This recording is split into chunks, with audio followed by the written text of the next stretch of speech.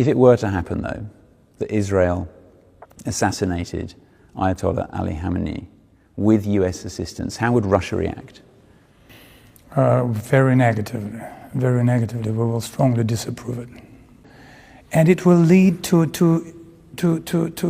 birth of extremist moods inside Iran. And those who are speaking about that, they should keep it in mind. They will open the Pandora box. Hello. Sorry to keep you waiting. No problem. Thank you very much for coming. You're welcome. Well, I'm quite limited, actually. The meeting is going on, and as soon as it is over, I will have to run. Okay. I want to start by asking you about developments in the Middle East, and specifically the fact that America is actively considering striking Iran. What's Russia's reaction to that? Well, I think that the situation is extremely tense, and it's dangerous, not only for the region, but globally wise. And enlargement of the geography of the conflict, enlargement of the composition of participants of the conflict potentially is extremely, even more dangerous. This is our attitude, and it will lead only to, let's say, another circle of confrontation and escalation of tension in the region. Potentially, it's extremely dangerous. And how concerned are you about the prospect of regime change in Iran? Well, you know, yesterday this question was asked to President Putin when he talked to news media chiefs. It's a valid question, surely. Yes, and he said that I even don't want to speak about that, he said. So it's unimaginable. It's unimaginable, and it should be unacceptable. Even talking about that should be unacceptable for everyone. But it is being talked about. Unfortunately. Donald Trump has been openly speculating about it. What do you make of that language? Is it irresponsible, inflammatory? Well, he never said about a definite decision on that. But he's speculating about killing Iran's supreme leader. We would rather not do that by ourselves. If it were to happen, though, that Israel assassinated Ayatollah Ali Khamenei with US assistance, how would Russia react? Very negatively. Very negatively. We will strongly disapprove it. Would it prompt any action? Well, actually, it will lead to an action coming from inside Iran. Iran's society is very well organized and very well consolidated, and it will lead to birth of extremist moods inside Iran. And those who are speaking about that, they should keep it in mind. They will open the Pandora box. We did a lot of mistakes, and we did open lots of Pandora boxes through last decade. Why should we do another mistake? Now, Russia has offered to mediate the conflict, but it seems like Donald Trump has spurned Vladimir Putin's offers. He said that he told the Russian president, "Do me a favor, mediate your own conflict." What's Moscow's response to that? Well, as a matter of fact, we're not insisting that we should mediate. We just saying that we have a potential to mediate. Should it be necessary and should it be wanted by countries involved, now we're speaking about Israel and Iran, then we'll be ready, because yes, we have a relationship of strategic partnership with Iran, and we have quite a working, constructive relationship with Israel.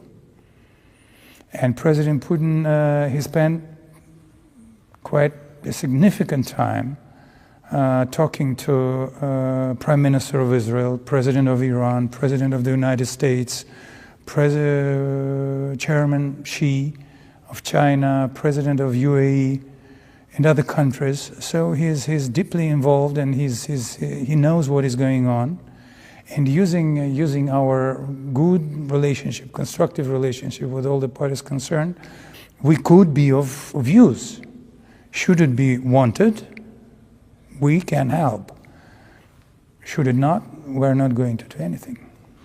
But that specific remark from Donald Trump, saying that he told Vladimir Putin, "Do me a favor, mediate your own," that's a bit of a put down, isn't it? How did Vladimir Putin No, react? not at all. Not at all. Listen, everyone has a different language. President Trump has his own unique way of speaking and his unique language, we're quite tolerant. We expect everyone to be tolerant to us, and reciprocally we're tolerant to our vis-a-vis. So that's why we don't consider it a wrong statement. Well, yes, we have a conflict with Ukraine, and we would prefer to solve our problems through peace negotiations. And until we don't have this chance at hand, we're going to continue our military operation. This offer to mediate and these calls for de-escalation, isn't that a bit hypocritical from Russia, with respect, given that the country has been waging war? President Trump is insisting that it should happen, the settlement should happen overnight.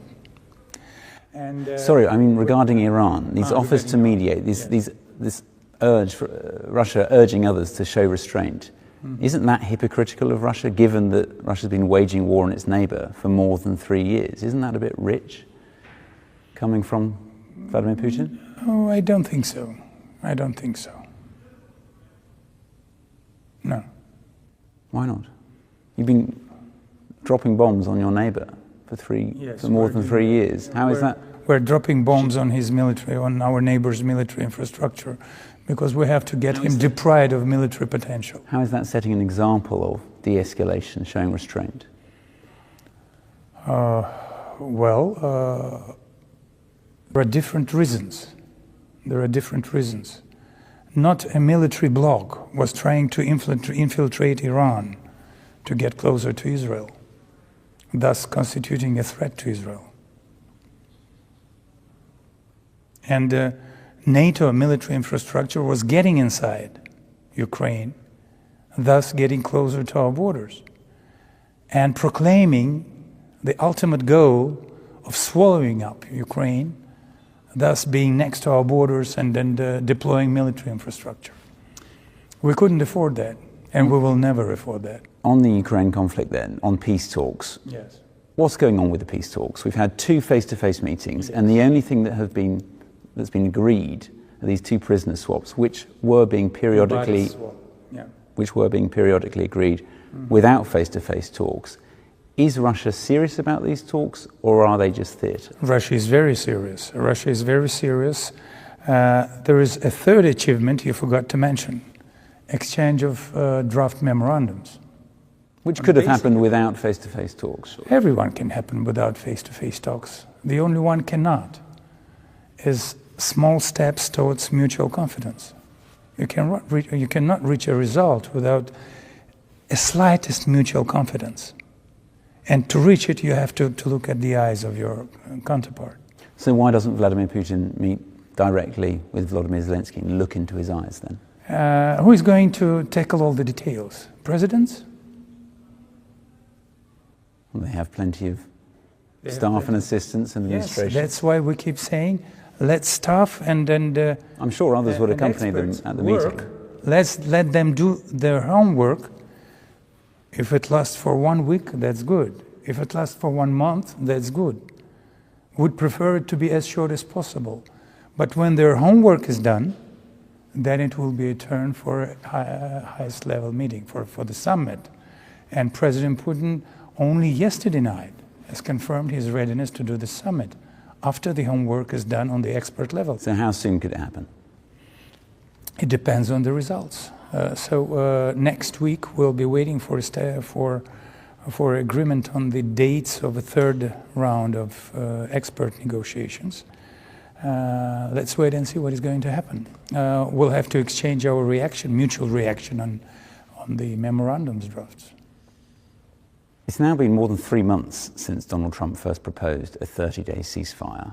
Russia still hasn't agreed to it. Surely that's plenty of time to have ironed out the issues that Vladimir Putin first raised when it was first proposed. Why not just agree to it? Well, because there are lots of issues to be tackled before announcing a ceasefire. So if the ceasefire is on, who is going to do monitoring? These are the same issues that were raised more than 3 months ago. Why haven't those questions been answered? No. Why not? Who answered those questions? No, I'm asking why haven't they? If you're serious about... Will the United States, Great Britain and NATO countries continue military support, hourly military support to Ukraine after the ceasefire? Will shipments of armaments continue to Ukraine, or will they stop? Will Ukraine continue mobilization? And will Ukraine continue movement of the regiments to get their position better, to improve their positions on the fronts? So you're concerned about Ukraine rearming, regrouping in a ceasefire? We're concerned about Ukraine being pumped up by new armaments and so on and so forth, thus getting prepared for another offense. Wouldn't Russia do exactly the same? Use a ceasefire to rearm and regroup and move its forces around? If the same is done, then there is no need for ceasefire. Now we have a strategic advantage. Why should we lose it? We're not going to lose it. We're going further, we're advancing, and we'll continue to advance. So that's surely the real reason why you won't agree to a ceasefire? No, this is the de facto situation. If you continue to make gains on the battlefield... President Putin has said that we will be ready to announce ceasefire as soon as we have answers to all these questions. But we don't have answers.